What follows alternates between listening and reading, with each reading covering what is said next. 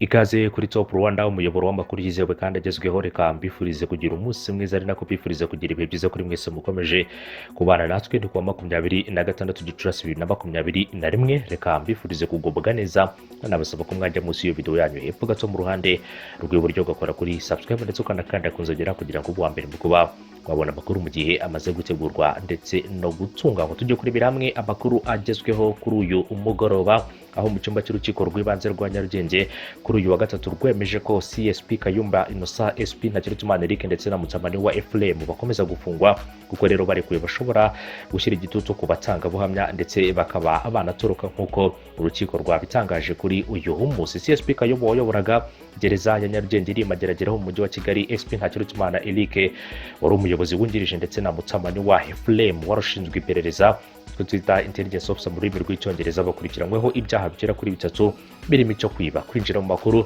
abitse muri mudasobwa cyangwa urusobe rwazo no kwitirira umwirondoro. Inteko y'umucamanza umwe ndetse n'umwanditsi w'urukiko niyo yasomye uyu mwanzuro, yavuze ko aba bagabo bazaburana bafunze, kuko rero bafunguye bashobora gushyira igitutu ku batangabuhamya ndetse ikindi kandi bakaba banatoroka. Urukiko rwifashishije ingingo ya 97 mu gitabo cy'amategeko y'u Rwanda rwemeje ko aba bagabo bakomeza kuburana bafungiye muri gereza ya Panga iri Nyanza mu ntara y'amajyepfo y'igihugu cy'u Rwanda. Baregwa basabaga kurekurwa kuko ubushinjacyaha butagikora iperereza, bityo bakaba batabasha kuryica.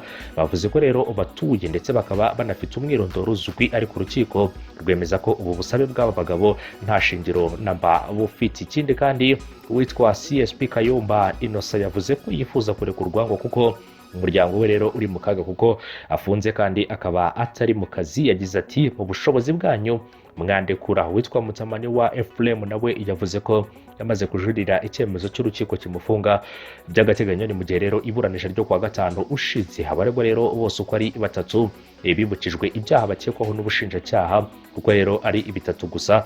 Rero bavuze ko ari ibi ari ibyago rero bigera kuri 2, kuko rero ari byo biri muri idosiye ku ruhande rw'ibyo byaha: icyaha cyo kwiba cyangwa se ubujura ndetse n'icyaha cyo kwinjira mu makuru abitse muri mudasobwa cyangwa se urusobe rwazo, mu gihe rero icyaha cyo kwitirira imyirondoro itari yabo bavuze ko nta kiri kuri dosiye zabo. Ni mu gihe rero ubwo umucamanza yarahawe umwanya abaregwa bahise bagaragariza inzitizi, bavuga ko rero icyaha bakoze atari igatozi kuko ari ubufatanyacyaha. Babwiye kandi urukiko ko icyaha cyabazanye mu rukiko cyakozwe n'uwitwa Amani Olivier, kuko ari we rero wakoze ubujura ndetse no kwiba.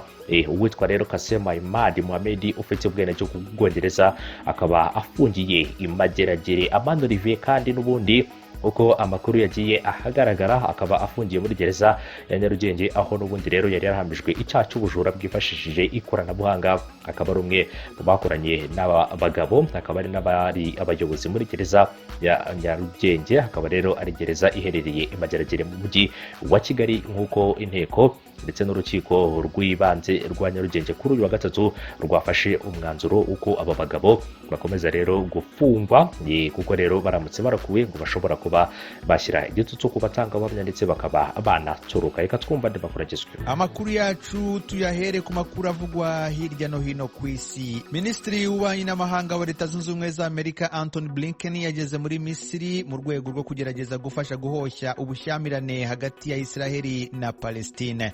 Ni inkuru twateguriwe na mugenzi wacu Fidel Niyongabo. Umushikiranganji Blinken aza kubonana na Perezida wa Misiri Abdel Fattah el-Sisi n'abandi bategetsi bakomeye mbere ko aja mu gihugu ca Jordania kubonana n'umwami Abdullah wa kabiri. Blinken yatangaje ko agiye gukorana n'amakungu mu twigoro two gufasha gusubira kubaka ibyasambuwe n'ingwano mu ntara ya Gaza. Amara yavuze ko hazokogwa ibishobotse byose kugira ngo ntihagire nimwe mu mfashanyo zizotangwa zizoba zigenewe intara ya Gaza zishikira umugwi Hamas. Byongeye yavuze ko ariko agerageza guhinga ingufu kurushiriza ubutegetsi bw'abanyapalestina bwemewe n'amakungu. Umushikiranganji ajejwe imigenderanire wa Amerika Anthony Blinken avuga ko Misiri na Jordania bifise uruhara rukomeye mu mugambi wo kugarukana umutekano mu karere ko mu buseruko bwo hagati bw'isi. Ivyo bihugu vyombi bicuritse cyane na Amerika birafitaniye amasezerano y'amahoro na Israel, kandi kenshi birafasha guhuza Israel n'abanyapalestina. Niko rugendo rwa mbere Blinken agize mu karere ko mu buseruko bwo hagati bw'isi kuva ashikirijwe amabanga y'umushikiranganji ajejwe imigenderanire wa Amerika. Amerika. Muri Gaza, umuyobozi w'umugwi Hamas yabwiye abamenyeshamakuru no munsi ko bakiye neza imfashanyo mpuzamakungu yo gusana ivyononekaye igihe cose idatanzwe na Israel. Perezida wa Syria Bashar al-Assad uyu munsi kuwa gatatu yatoreye mu mujyi wabereyemo ibitero hakoreshejwe intwaro z'ubumara. Ni inkuru ya mugenzi wacu Eugenia Mukankusi. Ni itora Assad yiteze gutsindiramo manda ya kane ubwo yahitagamo gutorera Iduma ahaketswe igitero cy'ubumara mu 2018 bigatuma ibihugu byo mu burengerazuba bw'isi bihagaba ibitero by'indege. Guverinoma ya Syria ivuga ko iryo tora rigaragaza ko Syria ikora uko bisanzwe nubwo irimo intambara imaze imyaka 10. Iyo mirwano yahitanye abantu ibihumbi magana kandi yakuye miliyoni 11 mu byabo. Ni ukuvuga icya kabiri cy'abaturage ba Syria bavuye mu ngo zabo. Itora ryabaye mu buryo bwigenga hadakurikijwe inzira y'amahoro yateganijwe na ONU isaba amatora yagenzurwa n'amahanga ku buryo byafasha kugera ku itegeko nshinga rishya n'ubwumvikane muri politiki. Cyokora mu bindi bice nko mu mujyi wa Dira mu majyepfo y'igihugu ahabereye imyigaragambyo ya mbere yarwanyaga Assad, abayobozi baho bahamagariye imyigaragambyo rusange yo kwerekana ko bamaganye itora. Mu ntara ya Idlib mu majyaruguru y'uburengerazuba aho Turkiya yashyigikiye imitwe itandukanye irwanya ubutegetsi, ari naho abantu byibura miliyoni 3 muri abo bahungiye bombe za Assad bihereje imihanda bamagana iryo tora bise ikinamico. Mu majyaruguru y'uburasirazuba aho ingabo z'abakurude zishyigikiwe na Amerika mu ntara ifite ubwigenge bucagase ikize kuri lisansi, abategetsi bafunze imihanda y'uduce dufitwe na guverinoma kugira ngo bakumire abajya ku biro by'amatora muri ibyo bice. Perezida w'inteko rusange y'umuryango w'abibumbye Volker Bozkir arakorera urugendo rw'iminsi 2 mu gihugu cya Pakistan. Ni inkuru twateguriwe na Tim Ishimwe. Perezida w'inama rusange y'umuryango w'abibumbye yagiye muri Pakistan ku butumire bwa minisitiri w'ububanyi n'amahanga w'iki gihugu Makhdoom Shah Mohammad Qureshi. Mu gihe azaba ari Islamabad, Bwana Bozkir azagirana ibiganiro birambuye na Minisitiri Mohammad Qureshi ku bijyanye na politiki n'ubukungu. Bozkir aratanga kandi ikiganiro no ku bindi bibazo bitandukanye. Volker Bozkir niwe munyaturukiya wa mbere uyoboye inama rusange y'umuryango w'abibumbye. Yaherukaga gusura Pakistan mu kwezi kwa 8 mu mwaka wa 2020 mbere gato yuko atorerwa kuyobora iyi nama. Uru rugendo rwa Bozkir muri Pakistan ruzatanga umwanya wo kwerekana uruhare rukomeye iki gihugu gifite mu bikorwa byinshi ndetse n'uruhare rw'umuryango w'abibumbye mu bibazo mpuzamahanga. Pakistan yiyemeje gushyigikira inama rusange y'umuryango w'abibumbye kugira ngo igere ku ntego zihuriweho zo kubungabunga amahoro n'umutekano, iterambere ry'ubukungu ndetse n'imibereho myiza y'abaturage. Mu bindi Pakistan yiyemeje gufasha iyi nama harimo guteza uburenganzira bwa kiremwamuntu imbere no gukemura amakimbirane mu mahoro, guteza imbere umubano n'ubucuti hagati y'ibihugu bishingiye ku burenganzira bungana no kwishyira ukizana kw'abaturage.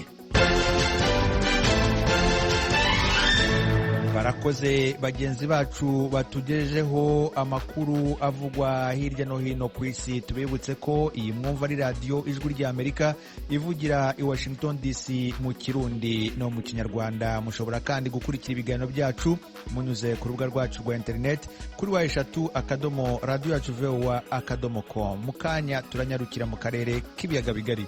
Umuryango wita ku barokotse jenoside yakorewe abatutsi Ibuka uratangaza ko washimishwa nuko gusaba imbabazi no gutanga ubutabera ari byo byajyana n'uru ruzinduko.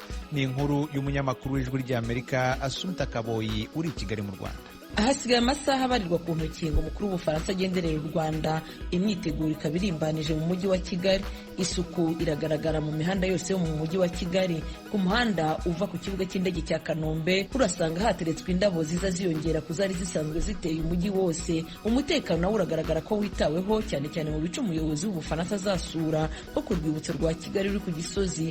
Ku ruhande rw'abacitse ku icumu, Egide Muranga uyobora umuryango Ibuka wita ku mibereho y'abacitse ku icumu wasanga perezida w'Ubufaransa akwiye gusaba imbabazi u Rwanda. Urabizi ko Ububiligi bwazisabye, urabizi ko Amerika yazisabye, urabizi ko Loni yazisabye. Urumva rero n'Ubufaransa buzisabye ni ukwemera ya responsabilité nyine. None ariko ni ikintu cyiza gisa nkaho cyabohora n'ababiligi b'abafaransa bumvaga bafite n'iryo pfunwe cyane cyane kumva igihugu cyabo cyarakoze ibintu nka biriya, cyarashyigikiye abajenosideri, cyarashyigikiye ikorwa rya jenoside. Urugendo rwa perezida w'ubufaransa ruje rukurikira isohoka rya raporo ya komisiyo Duclerc yashinje ubufaransa uruhare rukomeye muri jenoside. Ibuka ikifuza ko nyuma y'iyi raporo hakurikiraho gushyikiriza ubutabera abivugaho bose. Buriya ni hari ikintu kibabaza abacitse icumu cyane, ni ukubona ababiciye biberaho mu Bufaransa nkaho nta cyabaye. Ni nk'icumu riba ritewe rwose. Icyo kintu cya mbere numva gikomeye twamusaba yuko bafatwa bagashyikirizwa inkiko, hanyuma bakabazwa ibyo basize bakoze. Hanyuma nabo bapolitisien n'abasirikare b'abafaransa nabo bari muri deni, barimo mu guhakana nabo cyane, ni nacyo kibazo gikomeye kuko hari byinshi batemera, nabo bakaba bashyikirizwa inkiko zikabakatira. Icyo gihe ngira ngo ni kimwe mu bintu byatuma nibura abashitswe icumu baruhuka. Perezida w'Ubufaransa agiye uruzinduko mu Rwanda nyuma y'imyaka myinshi igihugu kitabanye neza n'u Rwanda. Muri 2006 nibwo ambasade y'Abafaransa mu Rwanda yafunzwe. Biteganijwe ko Perezida Macron agera i Kigali kuri uyu wa kane, aho azasura urwibutso rwa jenoside ruri ku Gisozi ndetse akazagirana ikiganiro n'abanyamakuru. Assumpta Kaboyi, Ijwi ry'Amerika, i Kigali.